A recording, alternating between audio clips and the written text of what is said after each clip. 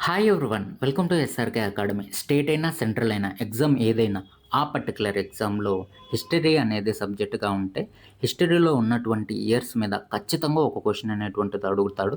కాబట్టి మనం ఆ ఇయర్స్‌ని ఒక క్రమ పద్ధతిలో నేర్చుకుందాం.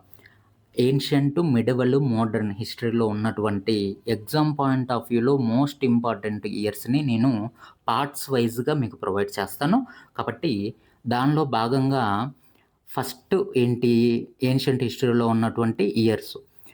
సింధు నాగరికత.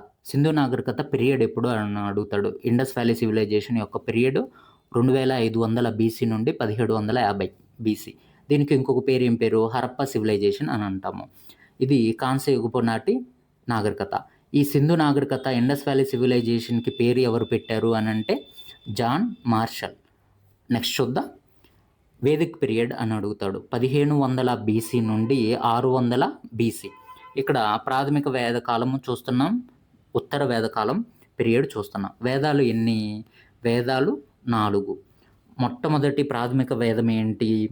అత్యంత పురాతనమైన వేదము అని బిట్ అడిగితే మనం ఏం ఆన్సర్ చేయాలి అని అంటే ఋగ్వేదం అని ఆన్సర్ చేయాలి. ఓకేనా? దీనిలో 1028 హైమ్స్ ఉంటాయి. దానిలో 10 అనేది పార్ట్స్ ఉంటాయి. 10 మండలాలు ఉంటాయి. ఓకేనా? ఋగ్వేదం, సామవేదం రిలేటెడ్ టు దేనికి సంబంధించింది? సంగీతానికి సంబంధించింది. యజుర్వేదం దీనికి యజ్ఞాలకు సంబంధించింది. అధర్వణ వేదం వైద్యం గురించి, మాంత్రికలు, తంత్రాలు ఉంటాయన్నమాట దానిలో.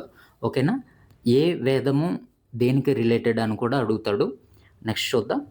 540 నుండి 468 ఎవరు? జైన మతం స్థాపించినటువంటి వర్ధమాన మహావీరుడు.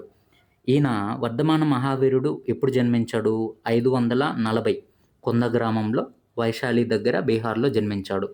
మరణం 468 పావపూరి బీహార్‌లో మరణించాడు. ఈయన 24వ తీర్థంకరుడు. ఈయన చిహ్నం ఏంటి? సింహము. ఈయన చిహ్నము సింహము. Important bit. 23వ తీర్థంకరుడు ఉన్నాడు కదా! ఆయన పేరు ఏం పేరు? పార్శ్వనాభుడు. ఈ పార్శ్వనాథుడి యొక్క చిహ్నం ఏంటి? పాము. పార్శ్వనాథుడి యొక్క చిహ్నము పాము. నెక్స్ట్ చూద్దాం. గౌతమ్ బుద్ధుడు.